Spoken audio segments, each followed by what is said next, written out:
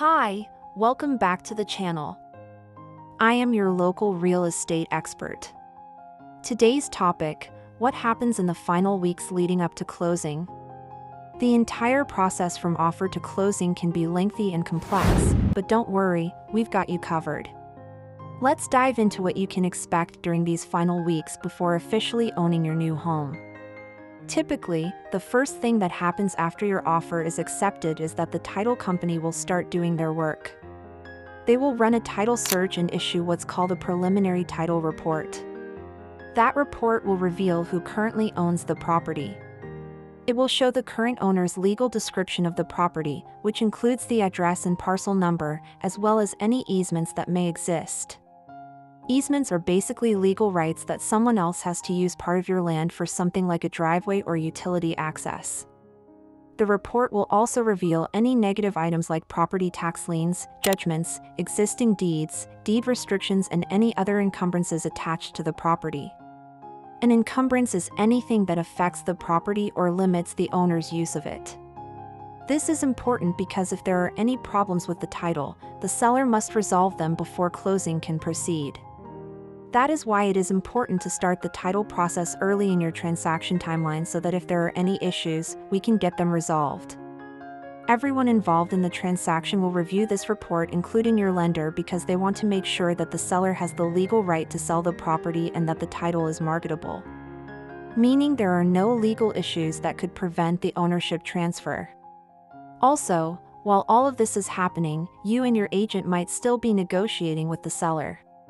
In today's market, since we're starting to see more inventory and less competition amongst buyers, you have more leverage to ask the seller to make repairs based on the inspection findings. Or the seller may be more open to giving you a credit toward repairs instead of actually making the repairs themselves. In previous years, many sellers refused to make any repairs at all. So this is a definite advantage to home buyers in today's market. Next up is your final walkthrough, which is usually scheduled within 24 hours of closing. This is your last chance to walk through the property and verify that everything is in order. First, you will want to check that any agreed upon repairs have been completed properly. If the seller was supposed to fix the water heater and the new water heater is not installed correctly, you do not want to close on that property until the repair is done right.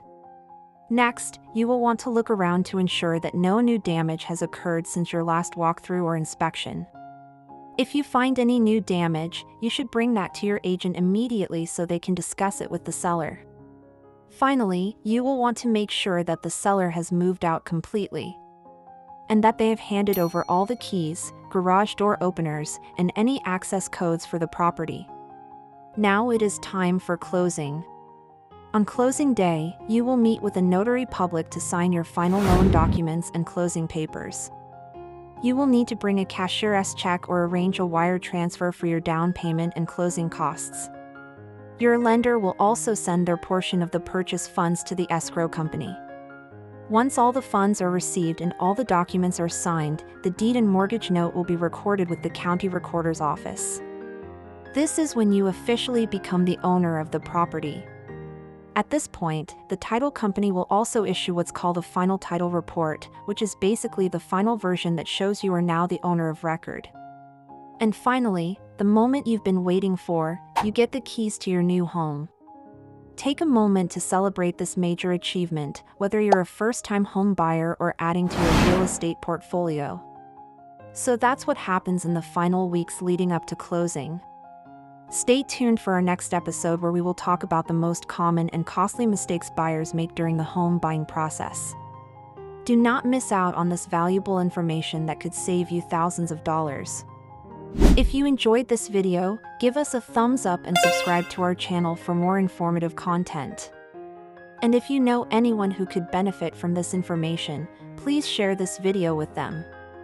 We appreciate your support and look forward to serving you in the future.